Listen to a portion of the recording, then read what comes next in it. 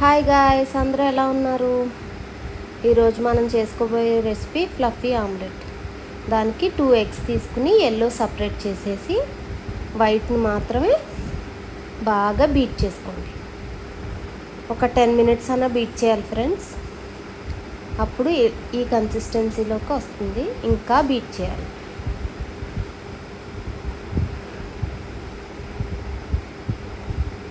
మీ దగ్గర బీటర్ ఉంటే దాంతో ఒక 2 మినిట్స్ హై స్పీడ్లో పెట్టి బీట్ చేసుకోండి ఫ్రెండ్స్. లేదంటే ఇలా ఒక 7 to 10 మినిట్స్ బాగా బీట్ చేసుకోండి. చూసారా, ఈ కన్సిస్టెన్సీ వస్తే సరిపోతుంది ఫ్రెండ్స్.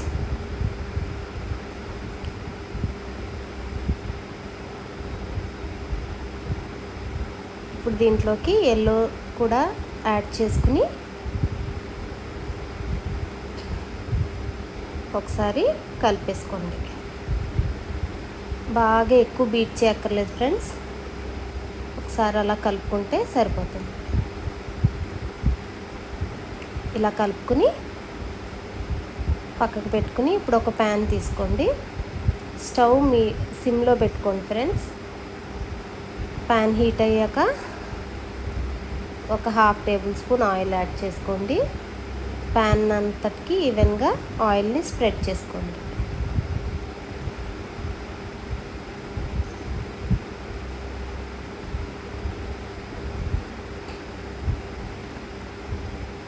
నార్మల్ మన ఆమ్లెట్ కన్నా ఈ ఆమ్లెట్ చాలా టేస్టీగా ఉంటుంది ఫ్రెండ్స్. మీరు కూడా ట్రై చేసి ఎలా ఉందో కామెంట్ బాక్స్లో కామెంట్ చేయటం మర్చిపోకండి. చూసారా, ఇలా ఈవెన్గా స్ప్రెడ్ చేసుకున్న తర్వాత మనం బీట్ చేసుకున్నదంతా చూసారా కన్సిస్టెన్సీ ఇలా ఉన్నదప్పుడు వేసేసుకోండి. ప్యాన్లోకి యాడ్ చేసుకుని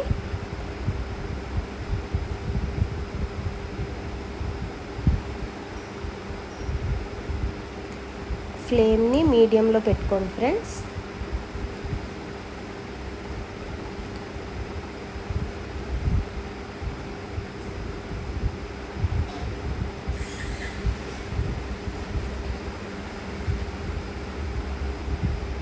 ఫ్లేమ్ని మీడియంలో పెట్టుకుని గోల్డెన్ బ్రౌన్ వచ్చేంత వరకు బాగా కాల్చుకోవాలి.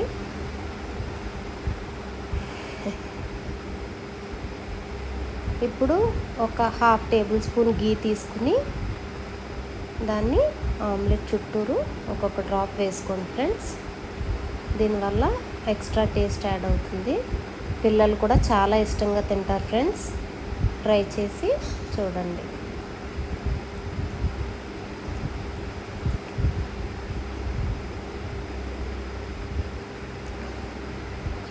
ఇప్పుడు మూత పెట్టుకుని ఒక 5 మినిట్స్ వదిలేయండి ఫ్రెండ్స్. 5 మినిట్స్ అయిపోయింది. మూత తీసి చూద్దాం. చూసారా ఎంత ఫ్లఫీగా ఉందో. ఇప్పుడు ఇంకొక సైడ్కి ఫ్లిప్ చేసుకుని ఒక్క 2 సెకండ్స్ ఉంచుకుని మళ్ళీ ఫ్లిప్ చేసుకుని